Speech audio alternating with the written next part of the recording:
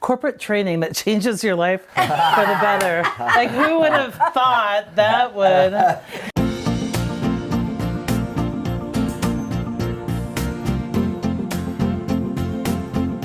Hello. Thanks for tuning in to another episode of Life's Messy, Live Happy.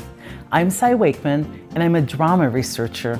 I'm so excited. On today's show, I am going to be talking about two of my favorite topics, playing favorites and working with the willing. As I was out traveling the past week, I ran into a couple of my former employees. There are many allegations flying today from employees about past bosses, and they reminded me of one of the things I was accused of that I'd totally forgotten about. They reminded me that after about 3 weeks of working for me, they both came to me and said, "Sai, you play favorites." And they were shocked by my response because I actually said, "You know what? Yes, I do. Do you want to be one?" And they were taken aback because they hadn't run into a boss before that played favorites. But folks, I play favorites. I don't play favorites on what should be illegal and hopefully still immoral reasons, like the color of your skin or where you got your education or who you love or who you choose to worship or spend time with. But I do play favorites on how accountable you are and how willing you are to say yes to what's next and to say yes to the organization. I play favorites based on your accountability levels and your adaptability levels, and I make no apologies for it. I play favorites, and you know why?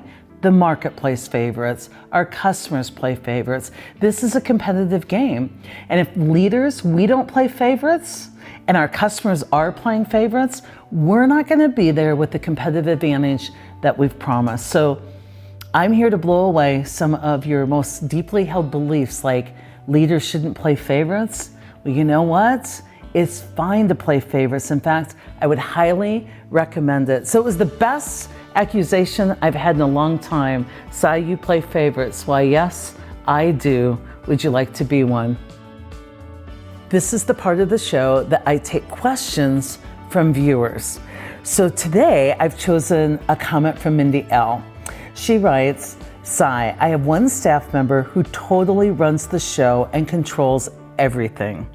Since I came into a managing position above them, I'm trying hard to change things, but it's hard because they won't cooperate."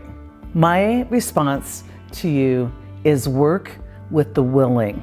Now, most of the time in leadership, we're asking people to get everybody on board and to motivate others and get everyone bought in. And here's the reality, is that you can only work with the willing. And if you're not working with the willing, you'll be spending far too much time bargaining, cajoling, begging people for their buy-in, which should be their choice, their gift. It's the starting point. Otherwise, game over. I think a story might help. Some of you know that I'm the mother of 8 sons. I have 4 stepsons and 4 of my own. And we live on a lake. And each spring, we make the big announcement that the boat is in the water. It's wakeboarding time. And my kids know the drill. They know if you want to go wakeboarding, you've got about 15 minutes to get downstairs, get in the boat, sunscreen, water bottles, wetsuit if it's springtime and still chilly, and then we leave. I will take whoever's in the boat when it's time to go. I was off my game this last year, and one of my kids was in the kitchen when the other 7 were in the boat, and I needed to be down there with them.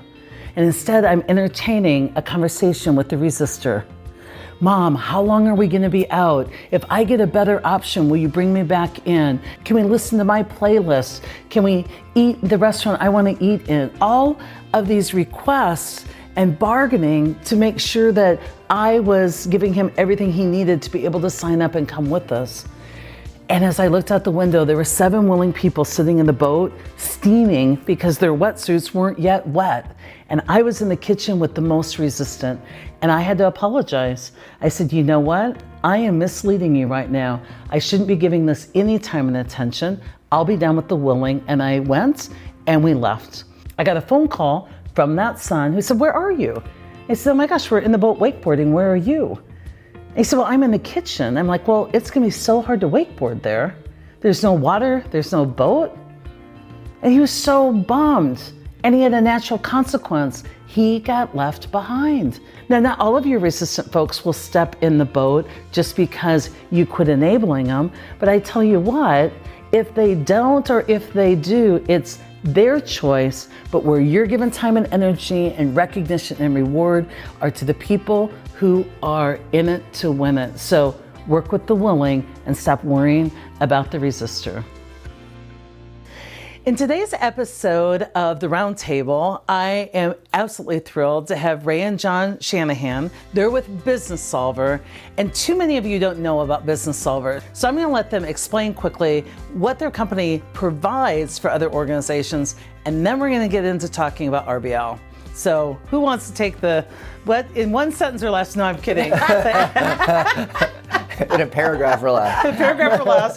What is it that you provide to companies? Well, I'll jump in and then I'll for sure, Ray, add if you have more to say there. But we provide insurance technology software that really empowers employers and employees as it relates to their benefit selections. And we're just developing technology, cool tools to make it easier and easier. Take something that's super hard to understand, like all your insurance benefits, which I'm sure, Si, you understand all of them well. Not at all, exactly. Something you want to spend a lot of time on, and we're using technology to just make it easier.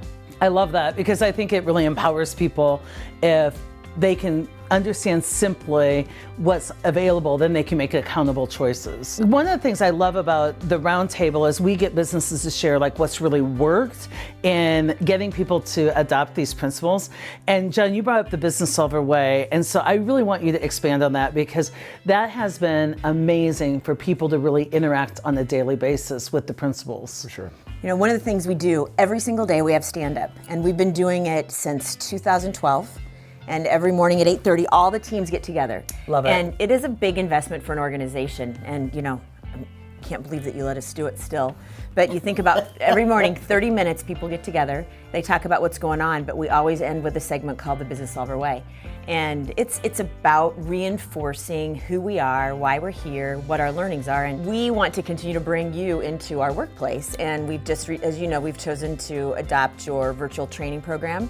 And we're going to get employees certified. I love it. But the second piece of it is we also want to work with the willing. Yeah. You might say that These every guys once in a are while. experts at working with the willing. They just don't even fret about anybody who's not on board yet. You're like, we're going to work with the willing. Exactly. Some of the most expensive cars that you can buy, take a Ferrari, right? Yeah. It is also the most expensive on maintenance. And so if you think about it and you just accept, yes, you know, there are going to be some people that have drama, but maybe they lose sight of it. And so you get into your index and you say, you know, basically if they create too much drama, you know, then it's not going to work out, right? Yeah. And the formula is going to be upside down. So I think, you know, you can come in, Si can come in, you can create a great effect, and for a period of time, people that can be, it's in check, right? And so we just started to say, hey, listen, if we work with people that are willing to change, and we make them there's awareness around this, and some, you know, sometimes it exists, but oftentimes people want to change it. They do. Once people know their drama quotient and that it's not helpful, a lot of people do want to change it. They just didn't know there's a price to drama. They just thought it was the cost of doing business. I'm great, and I can be a little dramatic sometimes. Or it's like what we say, that the gossips don't know they're necessarily gossips, that right? They don't. Right, especially when they're gossiping to you about the gossips. Right. So the drama, they don't know that they're drama, and so the way to positively, you know, address this situation is put it in the scorecard. Have it in the one-on-ones, have a conversation about it, and look at it and talk about it. You know, has there been drama this week or not, or is it in check? And also, a lot of people say, when do you give up on people? They ask me this. They're like, when do you just, you know, get rid of people? And I tell folks, as long as somebody's willing, I'll stick with them for quite a while because this is really counterintuitive stuff for some folks. It's really different than how they've been rewarded in the past or lived in the past. So I'll stick with people as long as they're willing and on a weekly basis can self-reflect. And there's change though, there's evolution, right? There's evolution. You're down a path where you see growth, but I think Nobody's setbacks, but there's growth. Overall, there's evolution. The two are tied oftentimes, right? The folks that are telling themselves stories can be dramatic, right? Because the story can get really big and I've got to get it out there and talk about it. Yeah. And so then how do you manage it? How do you work with it? What you guys have really done by working with the willing, which I really want to focus on this piece, because a lot of people talk to me about how do we change the culture? Yep. Yeah. And I'm like, you can't really change a culture. You can change a climate. Yes. And then you can have like this cool kind of global warming. Well, how do you change a climate? You work with the willing, right? And a lot of people, when they hear my stuff, they're like, well, that won't work with Ed. And I'm like, don't worry about Ed. Yep. Work with the willing, and then those are the cool kids. Yep. And then you start to get more people that are the easy converts. And you really can build this momentum where then after a few years, those that don't fit are pretty obvious. And then you feed this with your new hire. Like, people are hired for this. You guys are interviewing for it, and then you onboard them with the challenge. And then, you know, it's obvious your people are being fed daily. Actually, they aren't even being fed. They're eating, they're hunting their own food daily. If it's not their stand-up meetings and the Business Solver way, we see them. They are online. They are watching our stuff. They're sharing our stuff. They're commenting. And it just becomes a way of you're accountable for your own mindset, your own employee value, your emotional expensiveness. You mind your own drama quotient. Yep. And if you aren't, we have a lot of people who will help nudge you back into this effortless way of doing business. And if not, you know, John Miller has a book called QBQ. I love in that. it, one of the He chapters. endorsed my first book. I was Did so he really? grateful. Yeah, That's I was awesome. so grateful. He's a One of good his guy. chapters is my favorite chapter, and I tell new hires on their first morning, it's believe or leave. And you know, that's just it. You have to commit. There's going to be good days, bad days, and you just have to make the best of it. But you said it better in your latest book. Yeah. So Stay in joy joy. or go in peace. And I love where he's like believe or leave, but for me, the way you say and the way you leave is even more important. Yes. Totally agree. Because if you're here, dig in, help us understand how we can like believe and stay, but do it in joy, or leave in peace, but leave because you don't prefer it here, not that you blame us and judge us. But too many people think there's this third option, like I can stay in hate, or I can like stay in critique, or I Stay and can be in misery. stay and be in misery, and you'll pay me to stay and criticize you. And I let people know, I'm like, there's just no third option. Well, one thing I always know for sure is it's a blast whenever I'm with the two of you. Thank you for the honor of being able to work in your organization, the partnership, the collaboration. It's been a pleasure to have my friends from Business Solver in this episode. I hope you enjoyed this episode. I had a blast talking with John and Ray and the work they're doing at Business Solver to create an incredible organization. And remember, it's okay to play favorites for the right reasons.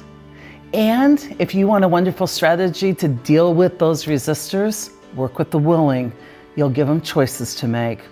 Remember, life's messy, live happy.